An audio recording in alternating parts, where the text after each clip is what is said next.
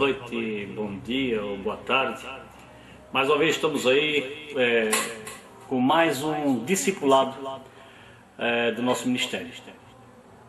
Hoje com o discipulado, a lição de número 7, que fala sobre certeza de vida eterna. Bem, vamos falar um pouquinho o que nós podemos entender, onde é que está a certeza da vida eterna. Podemos confiar realmente que há uma vida eterna? Existe sim uma certeza, você tem a certeza que existe uma vida depois dessa?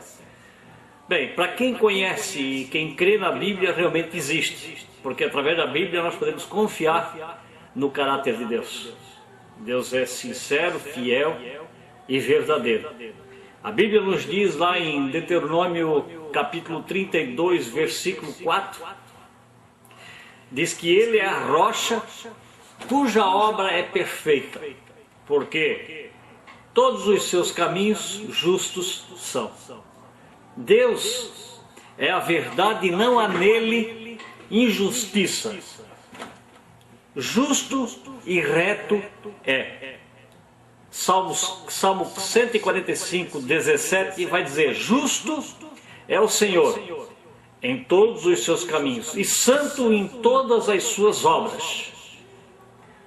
O 18 nos diz assim: perto está o Senhor e todos os que o invocam, de todos os que o invocam em verdade. Diz, se você invoca Deus em verdade, quer dizer, Ele está perto. É isso que quer dizer o versículo. Ele está perto daqueles que creem e invocam em verdade. Que qualidade de Deus temos em Malaquias? O que Malaquias fala da qualidade de Deus? É capítulo 3 e versículo 6. Diz assim: porque eu, o Senhor, não mudo. Por isso vós, ó filhos de Jacó, não sois consumidos. Então dizendo, porque o Senhor, eu não mudo. Por isso vós, ó filhos de Jacó, não sois consumidos. Então Deus está dizendo isso através do livro de Jeremias, ou Malaquias, perdão. Tiago 1,17 diz assim: toda a boa dádiva e todo o dom perfeito vem do alto, descendo do Pai das luzes, em quem não há mudança, nem sombra de variação. Deus não tem variação. O que Deus é e é.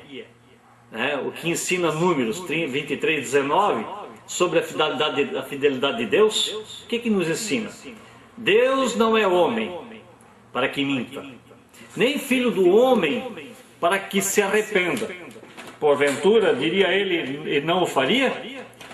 Por acaso Deus diria alguma coisa e não cumpriria? Ou falaria e não o confirmaria? Quer dizer, Deus, em Números está dizendo assim: Deus não é homem, Deus não é um de nós. Na verdade, está dizendo, Deus não pode mentir porque Ele não é homem. O filho do homem, o homem mente, mas Deus não. Ele também não mente e não diz nada para que não se arrependa. Nós podemos ver que o homem, na verdade, ele mente, se arrepende, mente, se arrepende. No entanto, Deus não acontece isso. Deus não é homem. Então Deus não é homem para que minta, e nem filho do homem para que se arrependa. Porventura, diria ele, não faria? Porventura ele falaria alguma coisa e não cumpriria? Ou falaria e não confirmaria? Vamos para a segunda etapa aqui, que é a segunda parte. A vida eterna é uma promessa desse Deus perfeito. Então, a vida eterna, amado, é uma promessa de Deus. Nós vamos mencionar uns versículos, aí você em casa, porque aqui nós não tomamos muito tempo, mas você em casa pode olhar os versículos que nós vamos citar aqui, e você pode analisar através desses versículos o que Deus fala. Eu vou dar uma pincelada por cima do que fala esses versículos. O que Jesus garantiu em João 6,47, que Jesus garantiu lá?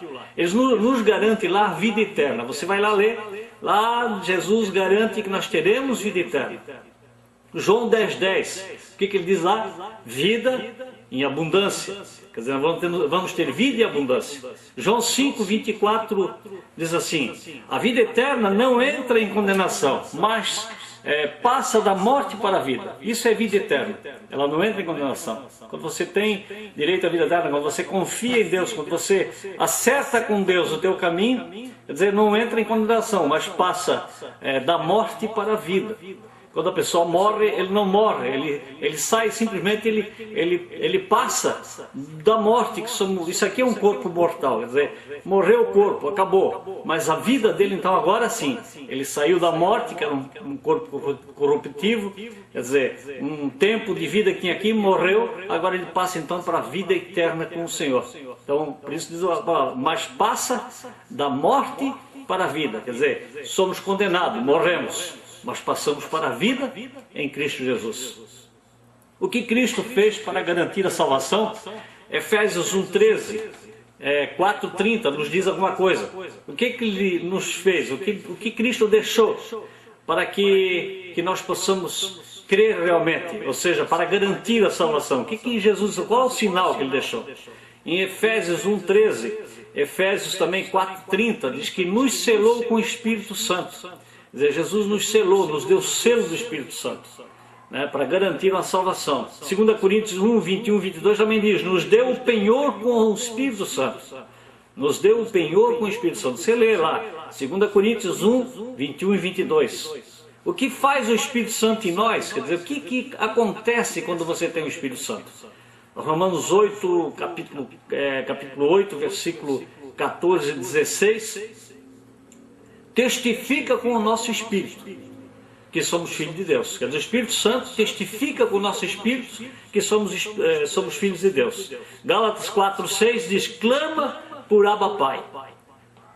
O que a palavra de Deus afirma? João 5:11 e 13 diz assim, quem tem o Filho, o que a palavra diz? Quem tem o Filho de Deus tem a vida. Quer dizer, se você tem um Filho de Deus, você aceitou a Jesus como teu Salvador, você tem um Filho.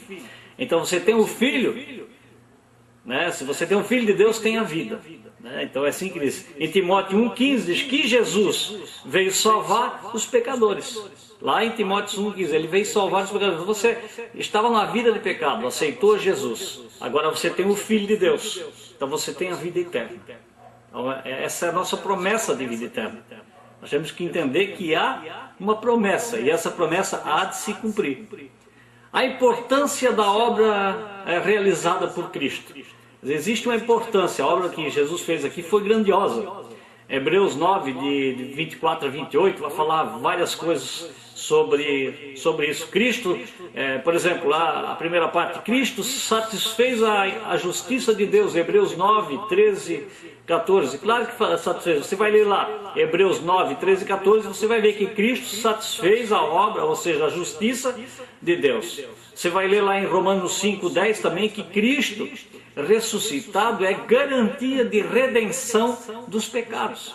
Quer dizer, que Jesus, quando Ele ressuscitou, é uma garantia para nós que nós somos perdoados. Quer dizer, agora existe uma garantia de redenção dos pecados, porque Jesus morreu, foi crucificado, né, morreu e ressuscitou.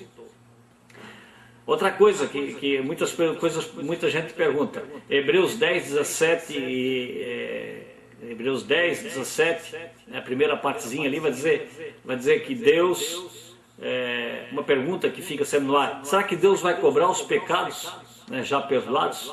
Amado, o que Deus perdoou, o que você pecou e você aceitou Jesus, aquele pecado, aquela carga que você tinha, aquilo foi lançado no mar do esquecimento. Você lê lá em Hebreus capítulo 10, versículo 17, a primeira parte, diz que não, Ele não vai cobrar coisa alguma, porque aquilo lá já está lançado no mar do esquecimento. Vamos ver em Miqueias, capítulo 17, versículo 18, que diz assim, Ele lança todos os nossos pecados nas profundezas dos mares.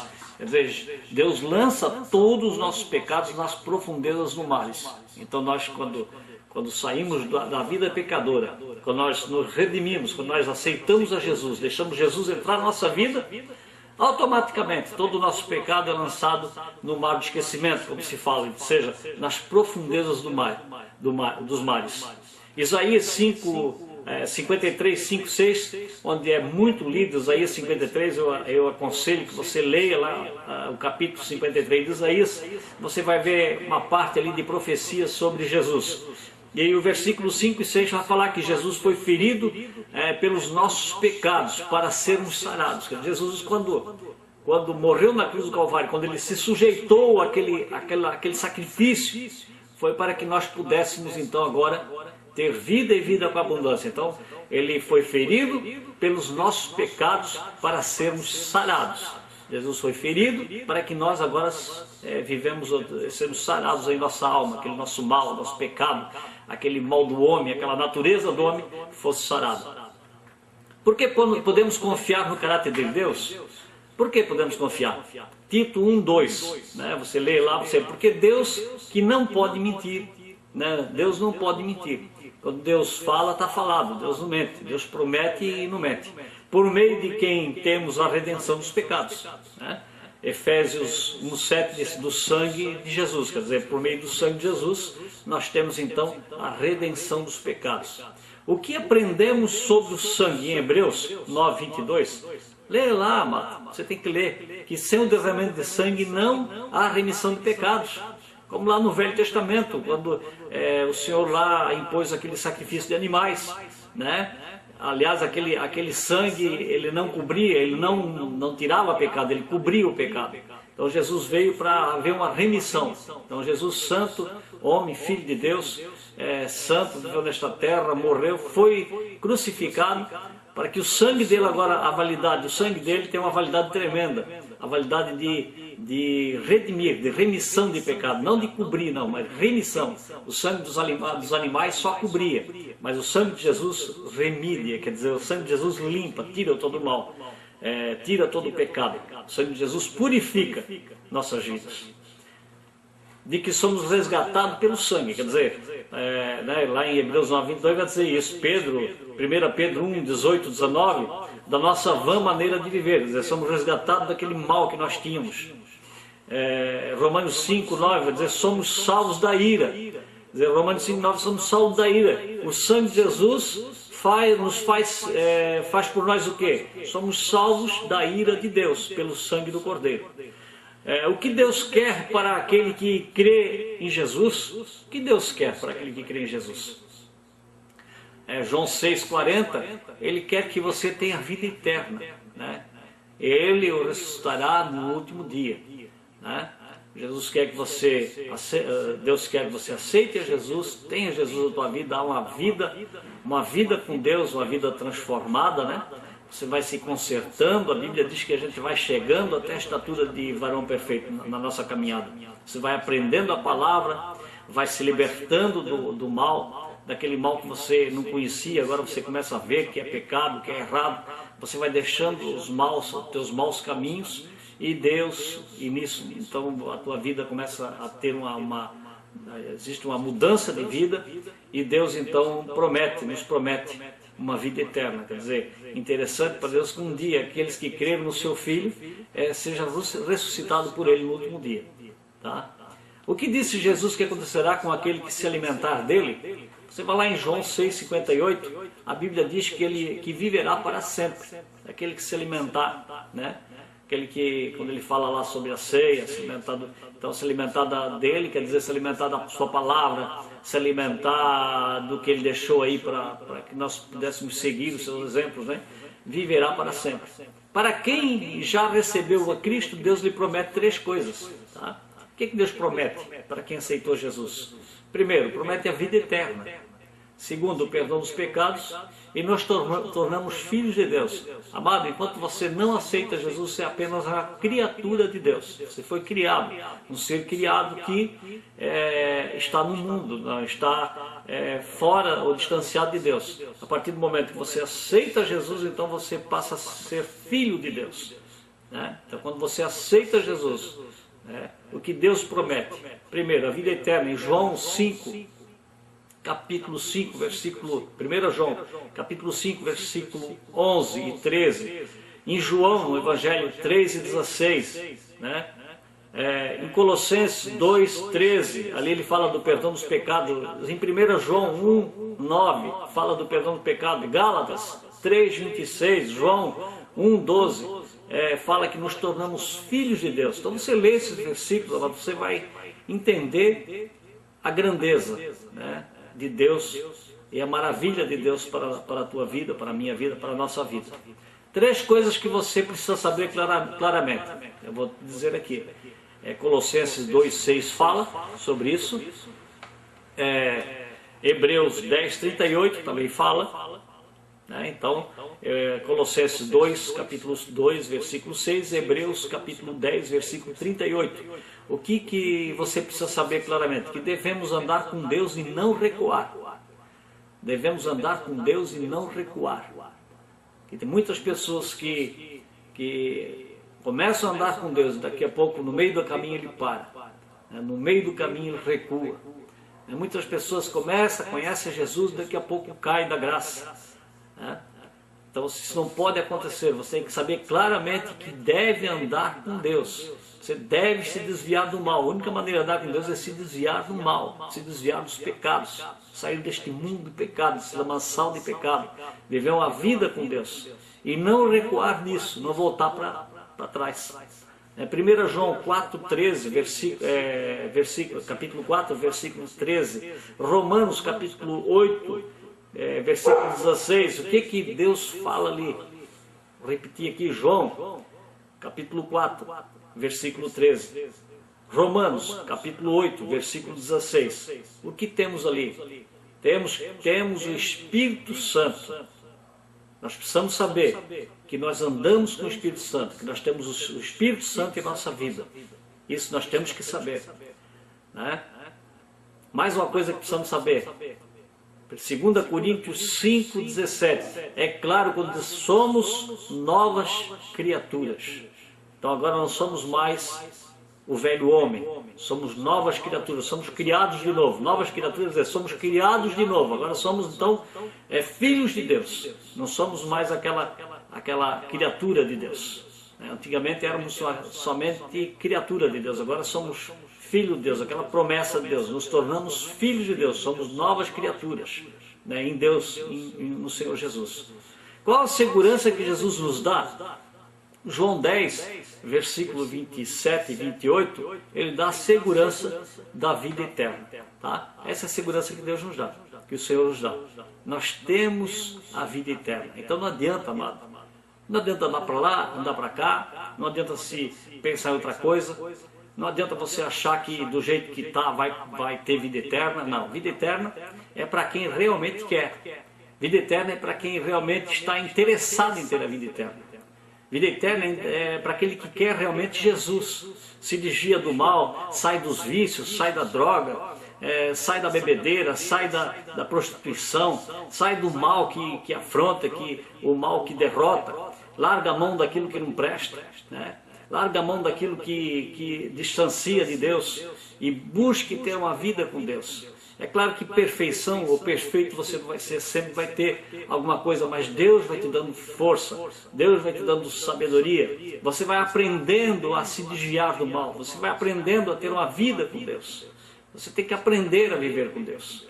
Então tem que se desviar do mal e aprender a viver com Deus. Leia a palavra, busque na palavra. Se você tem alguma dúvida de como deve fazer para ter a vida eterna, busque na palavra e Deus vai esclarecer, o Espírito Santo vai te esclarecer como fazer para andar com Deus. Que Deus abençoe cada um. Quero agradecer aqui ao pastor Luiz, que sempre está conosco. Quero agradecer também ao Ivan, lá em Tijucas, a Jane, sua família, todo aquele pessoal que fizemos culto lá e Deus tem abençoado tremendamente. Até no próximo culto que fizer lá, eu quero falar com o Ivan, quem sabe ele nos dá um testemunho que estava com câncer e Deus já fez uma obra, ela está esperando só os resultados lá, e eu creio que talvez no próximo culto ele já vai poder dar um testemunho. Eu quero que ele dê o testemunho apresentando todos os laudos, todos o que Deus fez realmente. Então, a hora que ele tiver tudo nas mãos, eu creio que nós vamos poder mostrar lá aquele testemunho maravilhoso. Também um abraço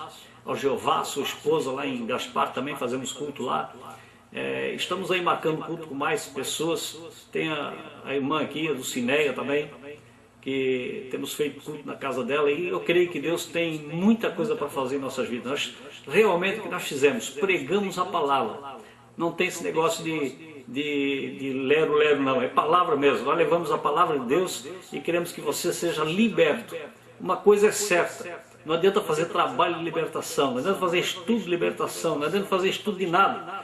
Você tem que ler a Bíblia, aceitar Jesus. A palavra diz que Jesus liberta, a palavra diz que Jesus cura, Jesus sara. Se a palavra diz, não existe ensinamento, não existe trabalho, não existe nada para fazer isso, apenas Jesus. Você tem que conhecer a verdade. A Bíblia diz: conhecereis a verdade e a verdade vos libertará. Você, a partir do momento que aceita Jesus, a partir do momento que você conhece a verdade, todo mal, toda maldição, toda obra do inferno vai cair por terra.